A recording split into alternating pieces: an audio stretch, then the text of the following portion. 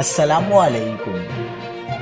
کراچی سانحہ 10 سالہ بچہ ماں کی لاش جھنجھوڑ کر اٹھانے کی فریاد کرتا رہا۔ حرکت آمیز مناظر۔ تازہ ترین ویڈیوز کے لیے چینل کو سبسکرائب کر کے بیل آئیکن اور آل نوٹیفیکیشن پر کلک کریں۔ آپ کو بتاتے چلیں کہ کراچی کے علاقے سائٹ ایریا میں زکوٰۃ تقسیم کے دوران بگدڑ سے 12 افراد جاں بحق ہوئے۔ سائٹ ایریا میں امدادی رقم حاصل کرنے والوں میں بگدڑ مچنے سے زندگی کی بازی ہارنے والی نسیم بیگم بھی شامل تھی، جو اپنے بچوں کے لیے عید پر نئے کپڑوں کے لیے امدادی رقم حاصل کرنے گئی تھی، لیکن بگدڑ میں اپنی جان سے ہی چلی گئی۔